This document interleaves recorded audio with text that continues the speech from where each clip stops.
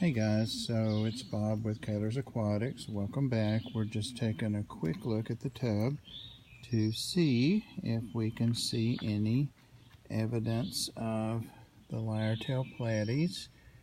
I have not fed them yet this evening, and that's for a purpose. I'm going to be adding a second fish, and those of you that follow on Instagram already know what that is. I've picked up 2 pairs of Splash Tetras, and I'm just out here to go ahead and get them floating.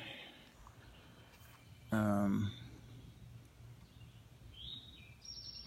have a really unique breeding pattern, and that's what gives them the name Splash. Sorry. It might look better if I take the bag out, but I doubt it. Got it in a specimen container. These fish are expert jumpers, which is also part of their breeding. But yeah, 2 males and 2 females there. And picked these up at a fish store about an hour from here in Chattanooga, and he had ordered 6 of them for someone for a paludarium. There we go. And that's a female on the right and a male on the left. And the guy never came back and got them, and they had 1 jump and another didn't make it. So let me go ahead and get them acclimating. Get them in the tub. I should have brought out my little heat gun. That water is definitely cooler than the water that they were in the store, but these guys can go down into the mid to upper 60s, so I think we're going to be fine there. So I'll be back in just a bit, and we'll let these guys go and also have some more info on them.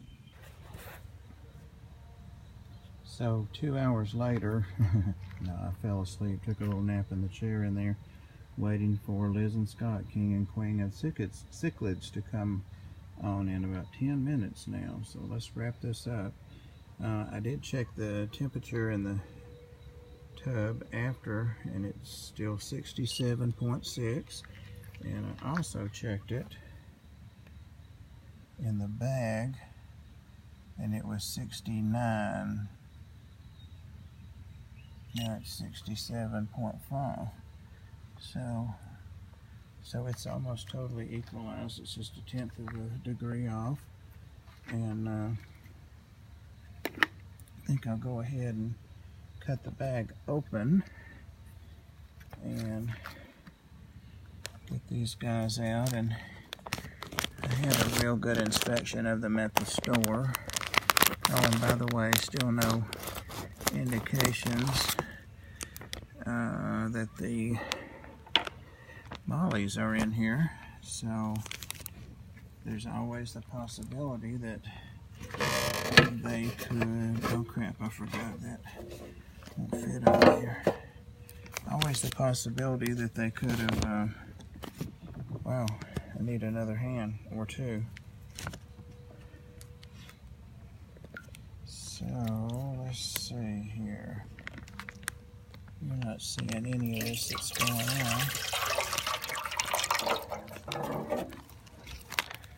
All the fish are out of the bag, so these guys are upside down and round, and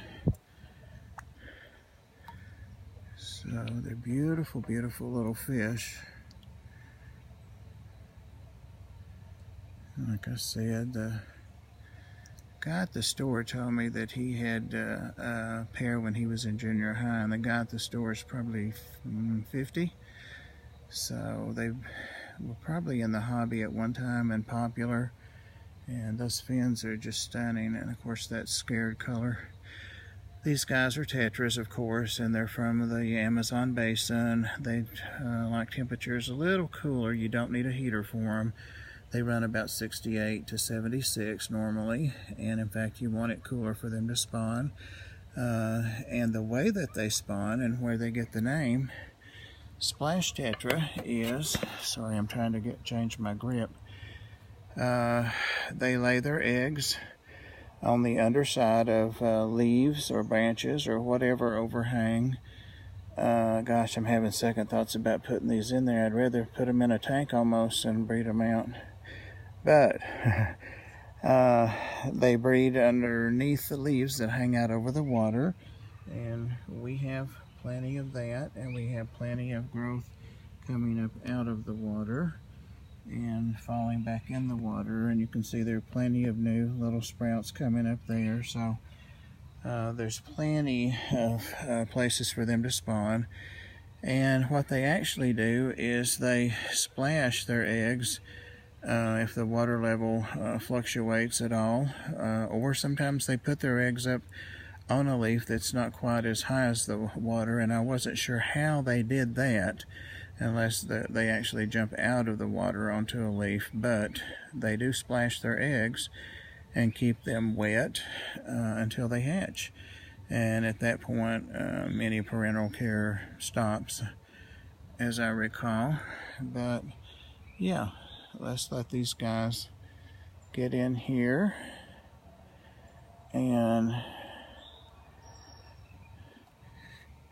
get busy with making lots of beautiful babies for us to see in a short period of time here.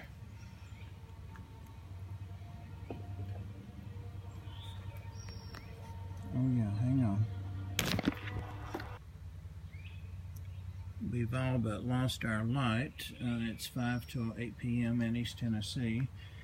And again, I'm going to try some bug bites. This is a different version of the bug bites, but I want to make sure I'm putting something in that's small enough granules for their little mouths.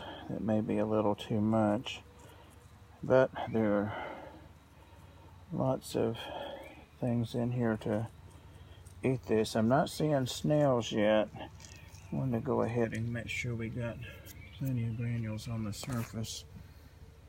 Of course, no indication that the tetras are in there now at all. The water is really, really black, and you can only see down in it maybe 3 or 4 inches. One concern is that they do jump, so I'm probably going to put a piece of plexiglass over that low end over there. They probably can't jump that 3 inches that goes around the rest of the side. But by the way, it did rain since we last filmed and filled the tub up, and obviously some ran over there a little bit. As he says that, he looks to see if the fish are on the ground. They're not. So, alright guys, this is an 8-minute video and about 5 minutes longer than it needs to be. So we have one more species to add, and we'll do that in a couple of days. And sorry for the length of the video. Thank you for watching. Give a sub if you want to see the next species and see these grow out. And give a like if you haven't. Appreciate it. Take care.